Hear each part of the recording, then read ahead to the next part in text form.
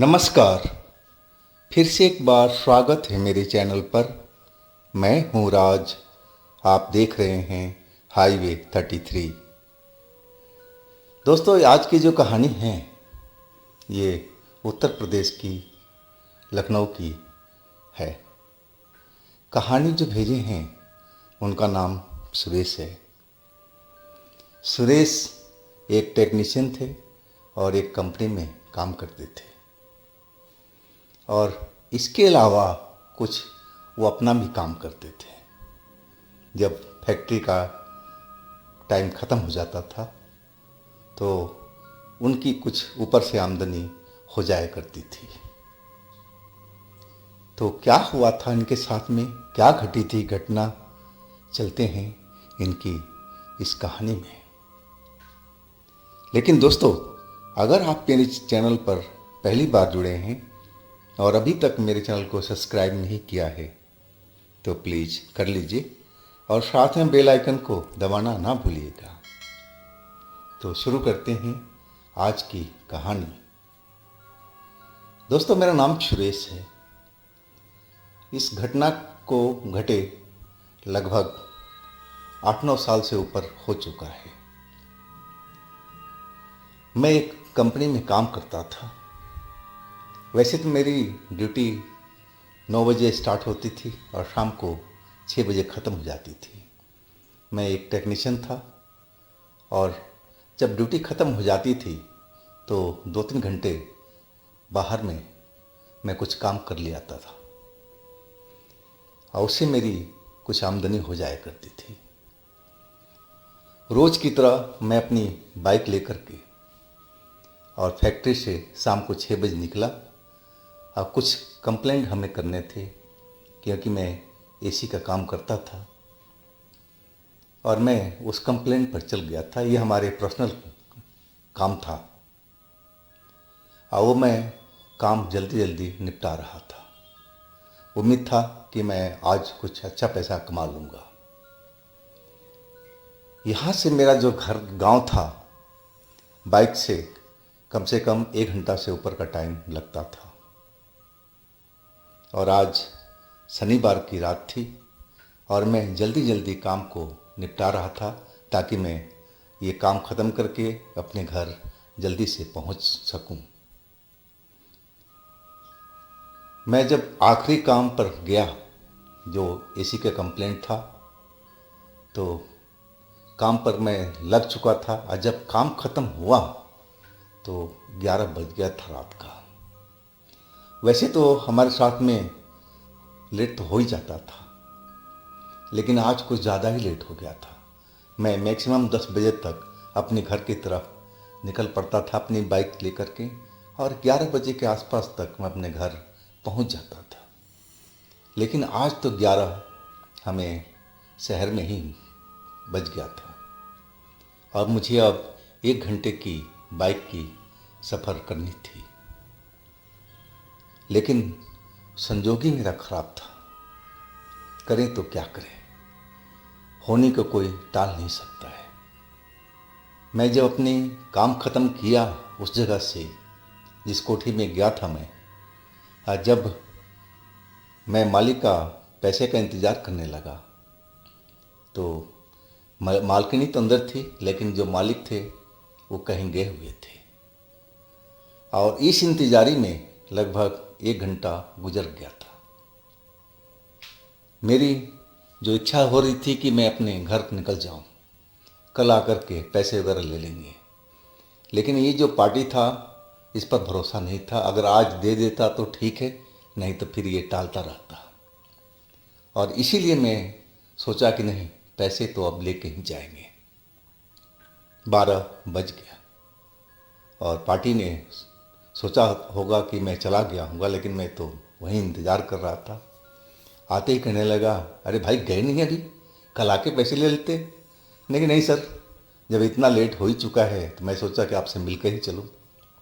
अब फिर तो वो कुछ आनाकानी नहीं किया, पैसे दे दिया। मैंने भी अब अपनी बाइक स्टार्ट किया और अपने घर वाले रास्ते पर चल पड़ा। मैं जब आधा रास्ता से अधिक पार कर चुका था और मैं सोचने लगा कि आज शॉर्टकट मारा जाए, जल्दी हम घर पहुंच जाएंगे। एक रास्ता था जो हमें जल्दी पहुंचा सकता था, लेकिन वो रास्ता गांव के लोग बताते थे कि उस रोड पर भूत पिशाच दिखाई पड़ते हैं, नज़र आते हैं। लेकिन मैं भूत पिशाच को तो मानता ही नहीं था कि ऐसी कोई चीज़ भी होता है। लेकिन मैं इतनी उम्र हो चुकी थी और अब अभी तक मैंने कोई ऐसी घटना नहीं देखी थी। हाँ, कहते हुए लोगों को बहुत सुना था कि हमें रास्ते में दिखाई पड़ा था, लेकिन मैं इन चीज़ों पर विश्वास नहीं करता था और वो शॉर्टकट मैं ले लिया था। अब मुझे आधे टाइम की बचत होनी थी, लेकिन रास्ता जो था थोड़ा सही नहीं था। लेकिन मेरे पास में कौन सी कार थी, मेरा तो बाइक ही था और मैं उस शॉर्टकट से अपने गांव की तरफ बढ़ने लगा। उस शॉर्टकट में 3 गांव आते थे और 2 गांव को मैंने पार कर लिया था और तीसरा गांव जो था वो हमारे गांव का पास में ही था। अगर वो मैं गांव पार कर लेता तो मैं अपने घर आराम से पहुंच जाता। अब 2 गांव तो पार कर लिया, हमारे साथ में ऐसी कोई बात हुई नहीं, ना कोई मैंने पिशाच को देखा, ना कोई चुड़ैल को देखा। मज़े से रास्ता कट गया था। अब 2 गांव के बाद में तीसरा गांव की जो दूरी थी कुछ ज़्यादा ही थी। अब मैं चाह रहा था कि जल्दी से जल्दी ये रास्ता भी हम पार कर लें। अब बीच में जो रास्ता था, थोड़ा दोनों साइड में लंबे लंबे पेड़ दिखाई पड़ रहे थे और रास्ता भी पतला था और जो पेड़ वगैरह थे आसपास में वो घना थे।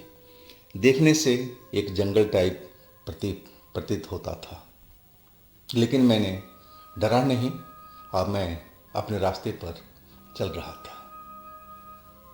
कुछ ही दूर पहुंचा होगा कि सामने देखा तो कुछ अजीब सा लगा है कि जो हमारी बाइक की हेडलाइट की रोशनी पड़ रही थी, मैं देख करके भी अनदेखा करना चाह रहा था कि कहीं ऐसा थोड़ी होता है। मैं जो देख रहा था कि सामने रोड पर 4-5 हड्डियों का ढांचा जैसे शरीर लिए और खड़े थे और मेरी जो हेडलाइट की रोशनी पड़ रही थी और उनका जो हड्डियों का ढांचा था वो दूर से ही चमक रहा था और वो एक लाइन से रोड पर खड़े थे, रास्ता रोके हुए। अब सही मायने में मैं भूत प्रेत को तो मानता ही नहीं था, लेकिन ये हड्डियों का ढांचा आखिर है कौन? सही मायने में थोड़ा डर तो मुझे लगा और मैं नज़दीक तो पहुंचा नहीं, थोड़ा दूर पे ही मैंने बाइक रोक दिया। अब मैं उनकी तरफ देखने लगा कि कहीं ग्रामीणों ने हमारे साथ कोई मजाक तो नहीं कर रहे हैं, कहीं ये चोर चक्के तो नहीं हैं जो ऐसा ढांचा बना करके और रोड पर खड़ा कर दिए हैं ताकि आने जाने वाली सवारी रुक जाए और उसको ये लूट पाए। मुझे कुछ ऐसा ही एहसास हुआ था, ये कि उनमें कोई हलचल नहीं थी, जहाँ थे वो बिल्कुल चुपचाप खड़े दिखाई दे रहे थे। मैं कुछ पल तो देखता रहा, कोई भी आहट ऐसी दिखाई नहीं पड़ी। लेकिन मैं रास्ता पार करूं तो कैसे करूं, क्योंकि वो तो सारा रास्ता घेर कर खड़े थे। समझ में नहीं आ रहा था कि आखिर ये सब चीज़ क्या है, अब क्यों यहाँ पर कोई रखा है या आखिर उसका मकसद क्या है। अब मैं थोड़ा नज़दीक जाना चाहता था, देखना चाहता था कि आखिर ये भला है क्या। मेरे अंदर में अभी भी थोड़ा डर लग रहा था, लेकिन मैं इतना डरा नहीं था, क्योंकि मैं भूत प्रेत पर बिल्कुल यकीन नहीं करता था। हमें अपनी बाइक थोड़ा और आगे चला दिया और जब उनके थोड़ी ही दूरी रह के पास आया तो मैंने अपनी बाइक रोक दी और फिर मैंने देखा बाइक रोक करके हेडलाइट की रोशनी में तो अभी भी वो किसी पुतले के माफिक रोड पर खड़े थे, अभी भी उनमें कोई हलचल नहीं था। लेकिन रास्ता तो रोके खड़े थे। आखिर ये हड्डियों को नरकंकाल हैं क्या ये? क्यों इस रोड पर खड़े हैं रास्ता रोक के? अभी मैं कुछ निर्णय कर पाता कि मैं आगे जाऊं या पीछे जाऊं, और तब तक तो उन हड्डियों के कंकालों में हलचल होनी शुरू हो गई। जैसे उनकी आंखें एकदम जो खोखली थी, उनमें लगा कि जैसे रोशनी सी निकल रही हो, वो भी गहरे लाल रंग की। अब फिर तो वो धड़ाधड़ मेरी तरफ बढ़ने लगे। अब तो जैसे मैं एकदम चीख सा पड़ा था, क्योंकि मैं बिल्कुल नज़दीक खड़ा था। कुछ ही दूरी पर वो लोग मुझे नज़र आ रहे थे। अब मैं सही मायने में इतना डर गया कि मैं चीख पड़ा था। अब बाइक घुमाने का भी मेरे पास मौका नहीं था कि मैं बाइक घुमा करके पीछे की साइड में दूसरे गांव में पहुंच जाऊं। तब तक तो वो मेरे बाइक के पास में पहुंच गए थे। मैं बिल्कुल नज़दीक से देखा, उनकी आंखें अंगारों की तरह दहक रही थी, और वो हड्डियों का ढांचा कैसे चल रहे थे मुझे समझ में नहीं आ रहा था। फिर जैसे ही नज़दीक पहुंच गए वो हमारे, फिर तो एक जो था, जो मेन मुझे दिखाई दे रहा था, वो हंसने लगा। उसकी जो खोपड़ी, जो जबड़ा था, वो हंसता हुआ चलता हुआ दिखाई देने लगा। और हंसी थी तो जैसे भारी आवाज़ गूंज रही हो, ऐसा इको साउंड की तरह मुझे महसूस हो रहा था। अब मैं समझ गया कि भाई भूत तो ये हैं ही हैं। मैं गलत अनुमान लगाया था कि भूत प्रेत नहीं होते हैं, लेकिन ये तो सामने मेरे आ चुके थे। अब बाइक मोड़ने का टाइम भी नहीं था। मैंने बाइक वहीं को वहीं छोड़ करके अब पीछे की तरफ भाग लिया। मेरे बाइक पर पीछे मेरा टूल किट भी बंधा हुआ था, जो मैं साथ ही लेकर चलता रहता था। वो भी बाइक पर ही रह गया था। अब मैं पीछे की तरफ भागने लगा। जो पीछे की गांव थी, उनकी तरफ मैं चलने लगा कि मैं जल्दी से जल्दी वहाँ पहुँच जाऊँ और मैं मदद गांव वालों का लूँ। लेकिन कुछ ही दूर में दौड़ पाया था कि मैं देख रहा हूँ कि मेरे सामने वही नरकंकाल आगे रास्ता रोके खड़े हैं। अब तो मैं अपने आगे देख करके और डर गया, और जब पीछे मुड़ करके देखा तो वही नरकंकाल पीछे भी दिखाई पड़ रहे थे और आगे भी दिखाई पड़ रहे थे। अब तो मैं बुरी तरह से उस रास्ते में फंस चुका था। मैं चिल्लाने लगा जोर जोर से, लेकिन वहाँ से जो बस्ती थी, गांव था, काफ़ी दूर पर था। शायद ही मेरी आवाज़ वहाँ तक पहुँची होगी। लेकिन मैं जी जान से चिल्लाना शुरू कर दिया था कि ताकि कोई मेरी आवाज़ सुने तो मेरी मदद के लिए आ जाए। लेकिन कोई नहीं आ रहा था। अब वो दोनों साइड से जो नरकंकाल थे, वो हमारे, मैं बीच में था, और लेफ्ट में भी नरकंकाल और राइट में भी। अब मैं भागूँ तो कहाँ भागूँ? और तब तक जो नरकंकाल जोर जोर से हंस रहा था, वो मेरे नज़दीक पहुंच गया। जैसे ही मेरे पास पहुंच गया, मैं चिल्लाने लगा जोर से कि भाई मुझे छोड़ दो, मुझे जाने दो, मैंने आपका क्या बिगाड़ा है? मैं तो अपने रास्ते पर जा रहा हूँ, मुझे घर पहुँचना ज़रूरी है भाई, मुझे जाने दो। आप जो भी हो, मैंने आपका कुछ नहीं बिगाड़ा है। मैं यही सब बात उस नरकंकाल के सामने कर रहा था, और नरकंकाल मेरी बात को सुन रहा था, और फिर सुन करके हंसना शुरू कर दिया। वो कहने लगा जोर जोर से, भारी आवाज़ में, कि तूने इस रास्ते पर आकर के आज रात को बहुत बड़ी गलती की है। ये रास्ता तुम्हें आज पार नहीं करना चाहिए था, वो भी 12 बजे के बाद में। तो अब बचेगा नहीं कि तो हम लोगों को यहाँ पर देख लिया है, और जो भी देख लेता है वो बचता नहीं है, हम उनको छोड़ते नहीं हैं। अब मैं तो बार बार गुहार कर रहा था, देखिए मैं कुछ भी नहीं किसी से बताऊंगा, मुझे जाने दीजिए, मुझे अपने घर पहुंचना है, और आइंदा से इस रास्ते पर मैं भूल करके भी नहीं आऊँगा। आप मेहरबानी कीजिए, मुझे जाने दीजिए। लेकिन वो नरकंकाल जो हेड था सबका, वो अभी भी हंस रहा था। हंसते हंसते वही बात कर रहा था कि नहीं, अब तो कहीं भी नहीं जा सकता, तेरा मौत अब निश्चित है, बस थोड़ी ही देर, इसके बाद हम तुम्हें मार देंगे। अब मैं समझ चुका था कि मेरी मौत तो पक्की है, अब कुछ किया नहीं जा सकता। अब मैं मन ही मन भगवान का नाम लेना शुरू कर दिया कि हे प्रभु, आप मेरी रक्षा कीजिए, आप मुझे इस नरकंकालों से बचाइए। मैं मन ही मन बजरंगबली का नाम का जाप कर रहा था। और वो जो नरकंकाल थे वो फिर आपस में कुछ बात कर रहे थे। ऐसे लग रहा था कि हड्डियां आपस में टकरा रही हों और ऐसे ही आवाज़ निकल रही थी हड्डियों की टकराने की। जब भी उनका जबड़ा चलता था तो बस एक टकराने की टक टक की आवाज़ हड्डियों की आ रही थी। मैं अब उनकी तरफ ध्यान नहीं दे रहा था। मेरी जो ध्यान था सिर्फ भगवान के ऊपर लगा हुआ था, बजरंग बली के ऊपर लगा हुआ था कि ऐसे ही टाइम में भगवान मदद करते हैं, सबकी किए हैं तो ज़रूर हमारी भी करेंगे। मेरे मन में एकदम दृढ़ निश्चित था कि भगवान ज़रूर आएंगे हमारी मदद करने के लिए। और मैं अपने मन में हनुमान चालीसा का जाप कर रहा था। तभी वो जो उनका हेड था हमारे पास आ गया। अब मेरी हाथ वो अपने हड्डी वाला हाथ से पकड़ लिया। जैसे ही पकड़ा मुझे लगा कि मेरे सारे शरीर में कपकपी ले लिया हो। एक ठंडी लहर पूरे शरीर में डर की दौड़ गई थी। अब पूरा शरीर मेरा लगा कि एकदम ठंडा होता जा रहा है।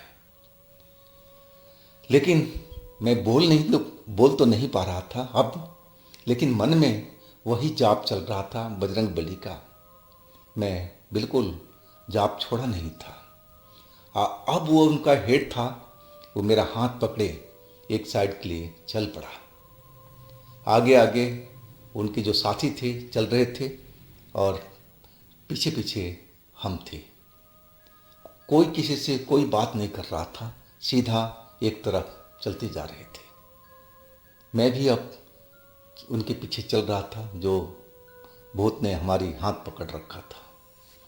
मैं अभी भी मन में भगवान का नाम ले रहा था, लेकिन अभी तक तो ऐसा कोई हमें दिखाई नहीं पड़ा कि कोई हमें बचाने आ रहा हो।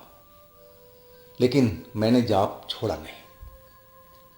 अब वो सड़क का रास्ता छोड़ चुके थे, एक कच्ची रोड पर आ गए थे। कच्ची रोड पर वो आगे की तरफ चलते जा रहे थे। अंधेरा काफ़ी था, इसलिए साफ साफ रास्ता नज़र नहीं आ रहा था। मैं देखने लगा कि वो इलाका खेतों का था और खेत में हर तरफ भी अंधेरा नज़र आ रहा था कि आसपास में क्या है कुछ समझ में नहीं आ रहा था। हाँ, एक जगह पर मुझे एक बिजली का लट्टू जलता हुआ दिखाई पड़ा। मुझे लगा कि जहाँ पर लाइट जल रही है वहाँ तो इंसान होना ही चाहिए। और मैं जी जान लगा करके चिल्लाना शुरू कर दिया, बचाओ भाई, आप मुझे कोई सुन रहा हो तो मेरे नज़दीक आओ, मुझे इन भूतों से पीछा छुड़ाओ। और मैं ज़ोर ज़ोर से चिल्लाने लगा। मेरी आवाज़ शायद वहाँ तक पहुँच गई थी। वो एक ट्यूबवेल था और ट्यूबवेल पर वो पानी का काम चल रहा था, खेतों में पानी देने का। और वहाँ पर कई लोग थे और उनमें हलचल हो चुकी थी और वो आवाज़ देने लगे, अरे कौन हो भाई तुम, क्या हुआ तुम्हारे साथ में, किस जगह पर हो। और जैसे ही शोर शुरू हुआ वो भूत जो मुझे अपने हाथों में जकड़ रखा था मेरे हाथ को, वो अचानक रुक गया और मेरी तरफ देखने लगा। उसकी आंखों में जो रोशनी थी वो लाल लाल सी और तेज हो गई थी और कहने लगा कि तूने बहुत बड़ी गलती की, क्यों किसी को बुलाए हो। आज तो तुम बच गए, लेकिन हम तुम्हें छोड़ेंगे नहीं। अब फिर वो मेरा हाथ छोड़ करके तेजी के साथ अपने साथियों के साथ अंधेरे में गायब हो गया। और कुछ ही मिनट में जो ट्यूबवेल पर लोग पानी का काम कर रहे थे, खेतों में पानी देने का, वो हमारे नज़दीक आ गए लठोट लेकर के। अब मैं तो बिल्कुल डरा हुआ खड़ा था और मेरे से पूछने लगे कि भाई तुम कौन हो और इस वक्त यहाँ पर क्या कर रहे हो और क्यों चिल्ला रहे थे। मैं सारा डरते डरते एक एक बात उनको बता दिया।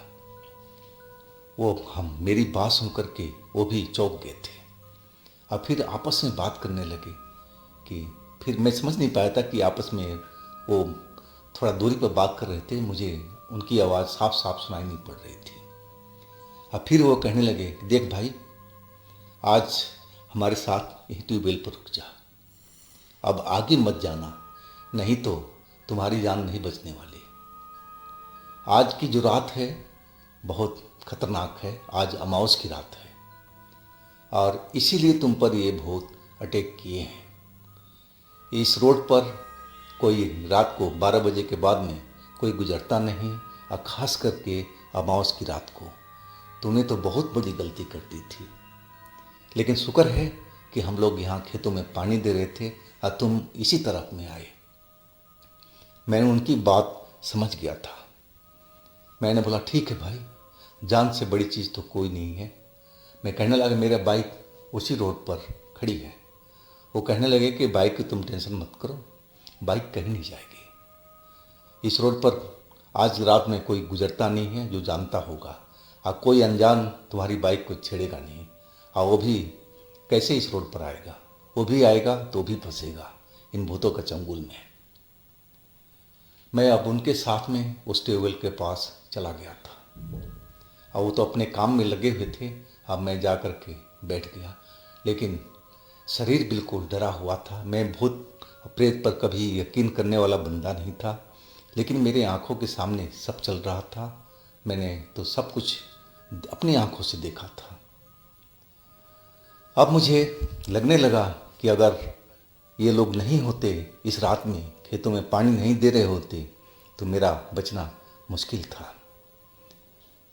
मैं उनसे कुछ पूछना चाह रहा था कि आखिर ये भूत प्रेत हैं कौन और क्यों लोगों पर ये अटैक करते हैं। वो कहने लगे कि भाई चुपचाप रहो, उनके बारे में बिल्कुल जिक्र मत करना, नाम भी मत लेना उनका दोबारा से, शांत बैठे रहो और सुबह हो जाए तो तुम अपने घर की तरफ निकल जाना। अब फिर तो मैंने जैसा कहा था वैसे ही मैंने किया। सारी रात उस ट्यूबवेल पर काटी, दिखाई दी। डर तो लग रहा था मुझे रोड पर जाने पर, लेकिन अब थोड़ी सी रोशनी हो गई थी तो मैं पहुंच गया। देखा मेरी जो बाइक जहां खड़ी थी वहीं पर है। अभी भी उस रोड पर कोई ट्रैफिक नहीं चल रहा था, ना कोई लोग आ जा रहे थे। मैं अपनी बाइक उठाई और स्टार्ट करके अपने गांव की तरफ निकल गया। और उस दिन से मैंने कसम खा ली कि इस रोड पर कभी भी नहीं निकलूँगा, शॉर्टकट को कभी नहीं अपनाऊंगा। वो जो हमारा डेली का रोड था, अब मैं उसी रोड से अब आता था, जाता था। मैं कभी भी इस रोड को उपयोग नहीं किया आज तक। तो दोस्तों, ये थी आज की कहानी। अगर आपके पास भी इस तरह का कोई अपनी स्टोरी है जो आप मुझे भेजना चाहते हैं, तो आप मुझे इंस्टाग्राम पर या मेरे व्हाट्सएप नंबर पर भेज सकते हैं। और दोस्तों, मेरे दूसरे चैनल पर भी जाइए, उनमें भी अच्छी अच्छी कहानी हमने अपलोड किया हुआ है जो बेहद आपको पसंद आएगी। चैनल का लिंक नीचे डिस्क्रिप्शन बॉक्स में है, तो एक बार उन पर ज़रूर विजिट कीजिएगा। और दोस्तों, मेरे इस चैनल को भी लाइक कीजिएगा, सब्सक्राइब कीजिएगा, शेयर कीजिएगा। फिर हम मिलते हैं अगले दिन एक नई कहानी के साथ में। आप लोग अपना बहुत ही ख्याल रखिएगा। नमस्कार।